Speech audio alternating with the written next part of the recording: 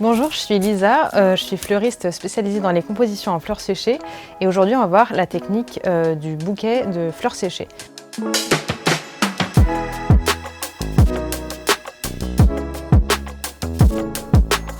Donc pour ça, on aura besoin de plusieurs éléments. Donc j'ai mis plein de variétés de fleurs devant nous qui sont toutes séchées ou stabilisées. Pour la petite différence, les fleurs séchées, comme par exemple l'eucalyptus, sont des fleurs qui sont séchées naturellement. On les dispose de la tête vers le bas et elles vont sécher toutes seules pendant 2 à 3 semaines. Et les fleurs stabilisées, comme par exemple le gypsophile, qui va être très souple et qui va durer beaucoup plus longtemps, c'est un procédé qui est fait en amont où la fleur va être trempée dans des solutions en glycérine végétale et en fait la glycérine va remplacer la sève au fur et à mesure et ça va donner une fleur qui est très souple et durable dans le temps. Donc pour nettoyer nos fleurs, on va donc garder chaque variété bien séparée pour avoir une bonne visibilité et on va commencer à séparer les rameaux de fleurs.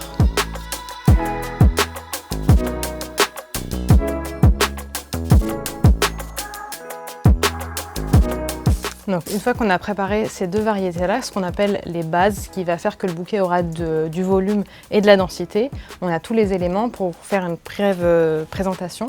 Ici, on a du statice, de l'eucalyptus, des cétarias, des phalaris, du Statice statarica, du gypsophile, du broom et de l'hortensia. Une fois qu'on a nettoyé nos fleurs, il nous reste donc l'hortensia. Il arrive dans des plus grosses touffes qu'on est venu diviser et on va apprendre cette fois-ci la technique du tigeage. Pour recréer en fait une tige, quand vous avez des fleurs comme ça, qui sont trop courtes pour être dans le bouquet, on va créer une tige à partir de fil de fer et de scotch floral. On va diviser notre hortensia en 3 petites touffes qu'on va donc venir bien resserrer. On prend notre fil de fer, on vient le placer donc au niveau des tiges. Avec le scotch floral, donc c'est un scotch, quand on vient le dérouler, il ne va pas être collant. Et dès qu'on vient tirer dessus, ça active une colle suffisamment forte pour coller le scotch sur lui-même. Donc on va venir par-dessus nos tiges et la tige de fil de fer. Et en fait, on va venir tourner autour de la tige. D'abord, on tourne sur lui-même et en fait, on va venir ensuite en diagonale, toujours en tirant avant de tourner pour bien activer la colle du scotch. Donc, on tire et on tourne. Et on vient faire ça jusqu'en bas. Pas besoin d'aller jusqu'en bas de la tige puisque le bouquet ne sera pas aussi long que ça.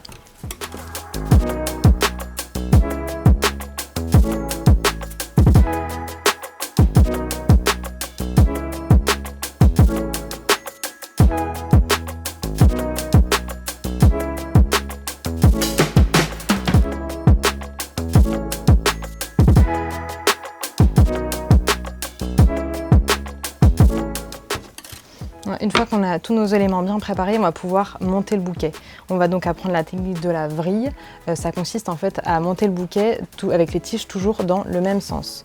Donc pour vous expliquer rapidement, on commence par prendre une pièce forte du bouquet. Là, il y en a 3, mais on va commencer du coup par l'hortensia, qu'on prend de la main gauche si on est droitier.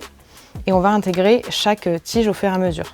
Dans la main gauche, on a ce qu'on appelle une pince. On a la pince du haut et la pince du bas. Quand on va intégrer les tiges au fur et à mesure, on ne va jamais ouvrir la main en entière, sinon la vrille risque de se défaire. Donc à chaque fois qu'on intègre une tige, on vient de 3/4 pour intégrer les tiges dans ce sens-là. On vient gérer la hauteur de notre tige, on ouvre la pince du haut, on intègre la tige et on referme la pince du bas. Et là, on va pouvoir gérer au fur et à mesure le positionnement de nos fleurs.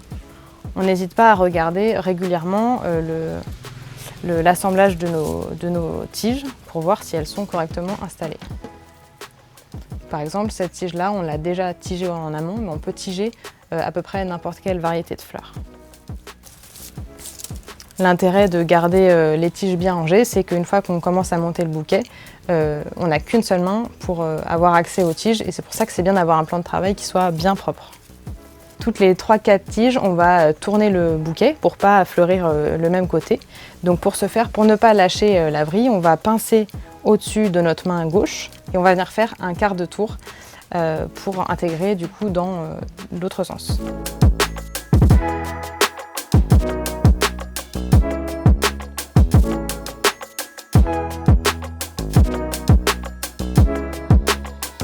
fois qu'on a terminé notre bouquet, on va pouvoir l'attacher. Vous voyez que dans le bouquet, on voit bien que toutes les tiges vont dans le même sens. Donc pour ce faire, on va prendre un fil de raffia tout simple. Donc toujours de ma main gauche, je viens saisir le fil de raffia et je viens tourner autour en serrant bien. Les tiges des fleurs séchées sont beaucoup plus fines, donc elles ont tendance à glisser. On n'hésite pas donc à serrer. On vient faire 2 à 3 tours. Et une fois qu'on a nos 2 fils ici, on peut venir faire un double nœud tout simple.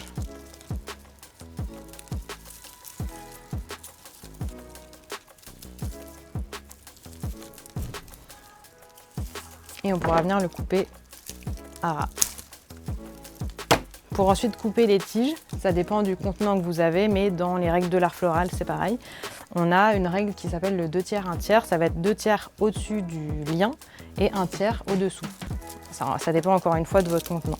Mais là, par exemple, on pourrait couper à peu près ici. Donc, on vient faire une coupe droite.